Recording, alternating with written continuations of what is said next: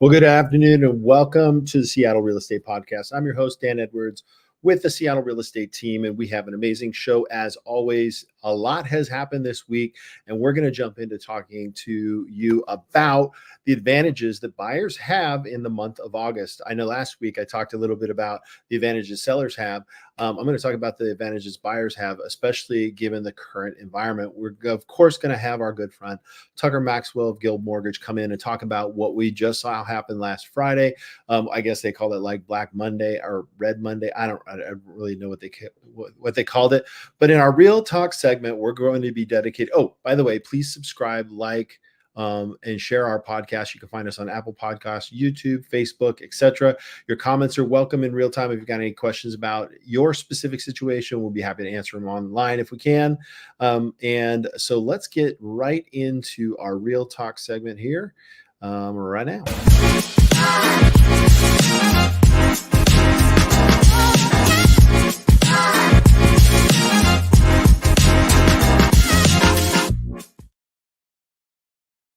Today, we are going to talk about the 3 ways to take advantage of the higher inventory that we're seeing. Now, last week we did talk about a lot of the East Side communities still showing lower inventory numbers. However, year over year, we are up in inventory in 2024 over what we were last year in 2023. So what are some ways that you as a home buyer benefit for the increased inventory? Well, let's start with it expands your options. So the number one benefit of more inventory is more choices. The good news is that with the slowdown and the higher interest rates that we've had over the last year, some buyers have stepped to the sidelines. That benefits you, Mr. and Mrs. Buyer, because you then get the opportunity to take a look at what is out there that maybe a year ago you wouldn't have that opportunity to. So number one, you get expand options. Number two is it reduces your cost to purchase. How in the world does more inventory reduce the cost of purchase? Well, when more inventory happens, some sellers who have to move decide that they need to provide incentives to compete. So in providing incentives to compete, oftentimes they will offer an ability to pay off some of your costs at closing, whether they be loan costs or appraisal costs, or even credit towards buying down your interest rates. So that actually kind of brings me to my third advantage to buying when the inventory has increased, and that's lower monthly payments. So a seller may choose to offer their buyers a incentive to purchase that home by offering you a credit towards a rate buy down. And we're also seeing these creative loan programs that come where the lender actually does a portion of a lender paid rate buy down.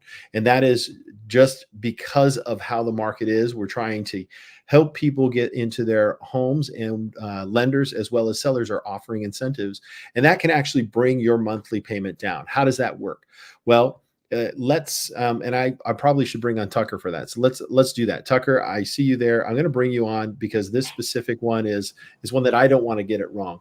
You're the expert when it comes to doing that. So how does a seller or a lender help reduce the monthly payments for buyers? Yeah, so there's really 2 ways that we can go about that. Essentially, we're taking a credit or funds from either the seller or the lender to lower the interest rate. And there's 2 ways that you can do that. You can lower it on a permanent basis, meaning just typical buy down of paying points, giving us more money today for less interest over time, thus pushing the payment down. However, in that strategy, those savings are spread over 360 payments on a 30-year fixed mortgage. So not a whole lot of movement there, but it will bring it down a little bit. Where we get more bang for our buck is a temporary buy down, where we say, okay, if we're going to pay $10,000 to buy down the rate permanently, why don't we save those funds and apply them to a temporary buy down where we get the full $10,000, whatever that credit amount is, spread over the first 12, 24, 36 payments. So now we're seeing the payment move even further because we're just temporarily lowering it. And once that temporary buy down expires, then the full payment kicks in. Got it. And essentially what it's doing is with a hope that in the future, as the feds start to ease the things that they're doing, which we'll talk about in our mortgage moment segment, that it will permanently lower those interest rates, thus providing an incentive for borrowers at that time to reduce their cost even more. Exactly. Yep. And that's really where the comparison comes down to. If we sink that $10,000 into a permanent rate buy down, and let's say you're saving a few $100s a month, but it takes 5 years to recoup the 10,000. If you refinance any time before that break even point, you didn't actually save money quite yet. You're still paying back the points that you paid. Whereas a temporary buy down puts that money aside. We draw from it on a month to month basis, slowly whittling down the $10,000 credit. And if we refinance next year, you get to lower your principal balance by whatever dollar amounts left in the 10,000. We don't have to worry about that break even, and we can refinance more nimbly, if you will. Yeah. Now, while I got you here, I'm going to actually share a document that I have here. It's Area Pro, because I want buyers to see where the best opportunities of increased inventory will benefit them. So this is a 10-city conglomerate of East Side cities. The average inventory supply is 1.5 months. Everett, 1.4 months. King County as a whole, 2 months. If I break out Redmond, it's 1.4. But if I take Seattle, again, as a whole city, it's 2.3 months. Snohomish, 2.4, and Snohomish County, 1.6. So I can actually break this out to let you know that just looking at this, if I'm looking at Seattle as a whole, and I'm guessing it's probably on the outskirts of Seattle, not the main corridor of Seattle, is going to be a little bit more available inventory.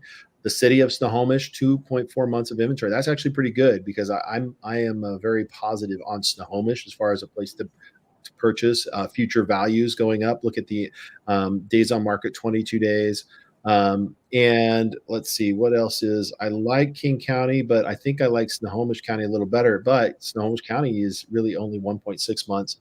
But their price is 809, whereas King County is $1,000,001 average sales price. So I guess the reason why I brought that chart up was just to say, as we're looking at finding an affordable home, the best places of finding where there's a little bit more days on market or months of inventory, and that would be the places where there's 2+ months. That's where you're going to find the incentive to reduce your costs, lower your monthly payment, and have more options. So that's the Real Talk segment.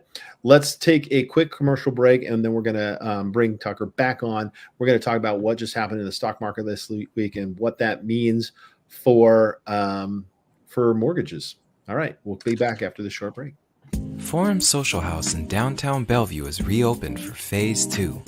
Enjoy our chef-cultivated menu, 369 happy hour on Fridays from 4 to 7 p.m., and of course, all the gaming your heart desires. From the interactive Topgolf Swing Suite to cutting-edge miniature golf and assorted table games, Forum Social House has something for everyone. Located at 700 Bellevue Way Northeast on the 3rd floor of Lincoln Square North, across from the cinema.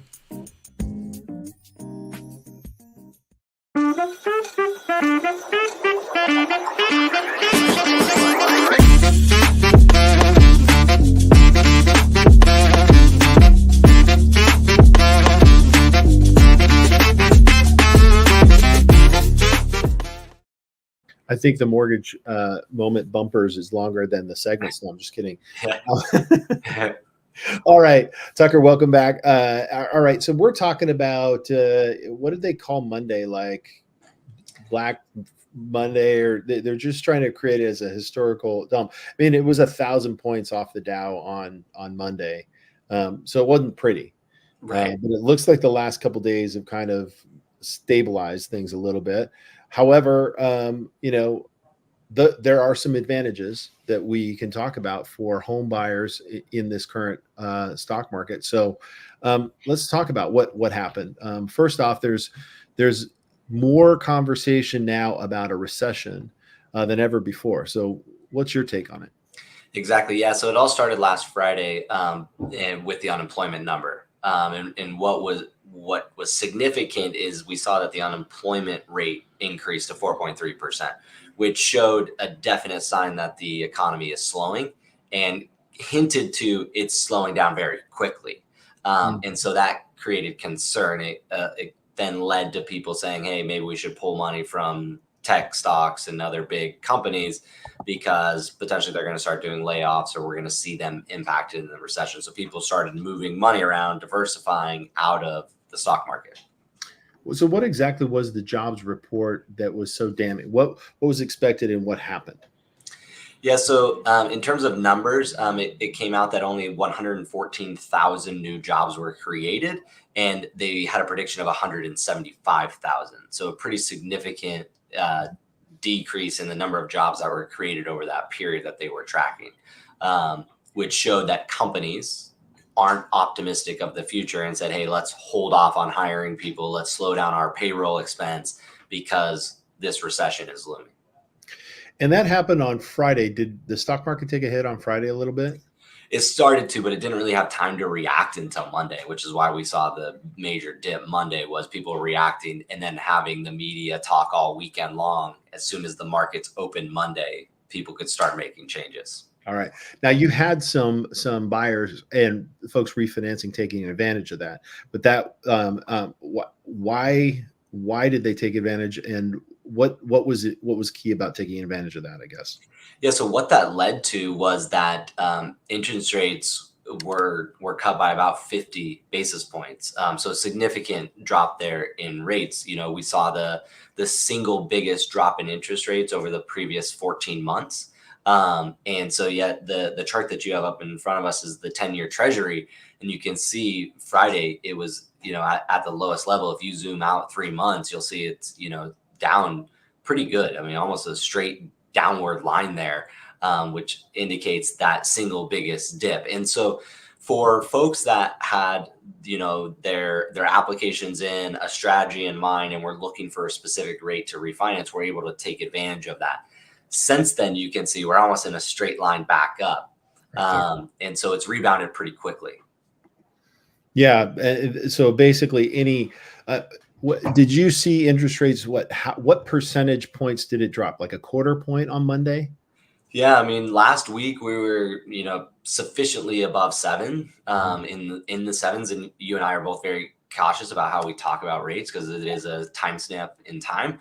But sufficiently above 7, and then on Friday we got down to as low as Mortgage News Daily was advertising an average 30-year fixed at 6.4%, which doesn't tell the whole story, which is a little concerning to us as lenders, because a lot of people called and they said, "Where is that 6.5% rate?" Yeah, and we said, "Well, it's there, but it has significant points." And that's the other thing that people have to think about, is you have a break-even analysis on buying down the rate. And so even though those rates presented themselves, you still have to look at the cost associated with getting that rate and how long does it take to recoup that. And when we're refinancing, you mentioned, buy now or refinance. We don't want to refinance too soon. You don't want to be chasing the market like we would with a price on a home and try to slowly come down. Refinancing over and over again isn't usually the best scenario. So for some people, it made sense to refinance. For a lot of others, it just started the conversations again and said, hey, we should be on alert that we're going to see these opportunities. Let's dial in your strategy. How much do you want to save per month? What is the rate that you're looking for? And then let's wait for it to present itself again. Yeah, I think it's important for people to note that interest rate hikes happen quicker than reduction of interest rates. Yep. So last year we went from 5% on through to 8% very quickly, like in a year's time. The relief that we're going to see is not going to be quick. It's going to be a slower relief.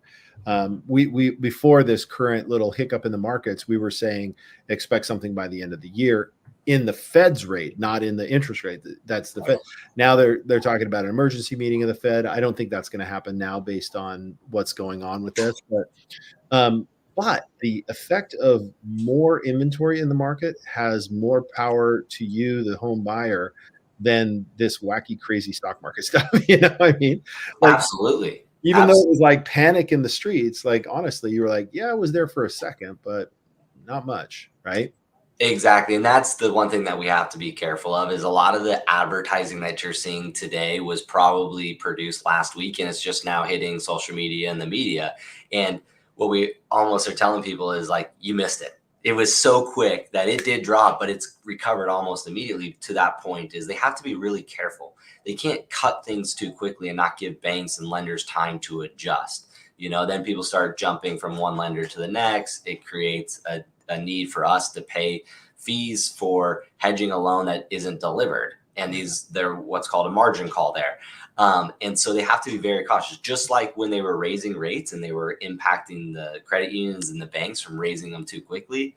It's even more impactful on the way down. And so the debate right now is, are we going to have a soft landing or a hard landing? And what they're trying to avoid is that hard landing where they just have to cut it very quickly to help some people, but it's also going to be, on the other hand, hurt some people if they move it too quickly. All right. So let's conclude this conversation about where we sit for buyers in August. I believe there are opportunities if you're looking to buy a home in August that were not available February, March, April, May, June, July. I think that this opportunity is good. Obviously, the interest rates are what they're going to do.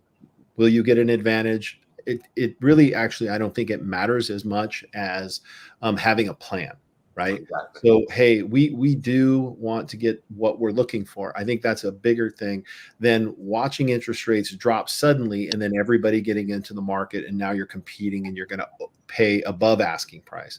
That to me is a better scenario, more responsible scenario if you're a buyer.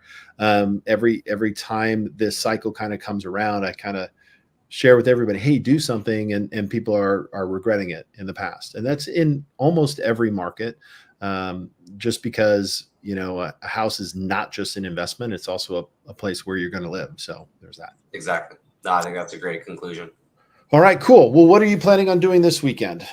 Our good friend. Laying low. We got Had some a lot of golf last weekend because you're plenty of rounds of golf. It's our invitational this week, so more golf. But I think the Mariners are in action, and Sounders are in action Thursday. So a lot of good sports activity. Yeah. Hey, I'm super sad that the Seawolves did not win the MLR Cup. On a side note, this is just a little bit of a personal note. One of the kids who was on the winning team, the New England Free Jacks, played with my son. I think I mentioned that. Yeah. So he got to win his first MLR Cup. So that very cool. I heard it was a great event. They did a great job down in San Diego with the final and really brought a lot of publicity to the Major League Rugby. So excited to see that league continue to grow. Yeah, it's a lot of fun. All right. Well, you have a wonderful weekend. I hope you win the Guild Mortgage Cup this week. Thank you so much. And thanks for coming on. Yeah, thank you, Dan. Bye.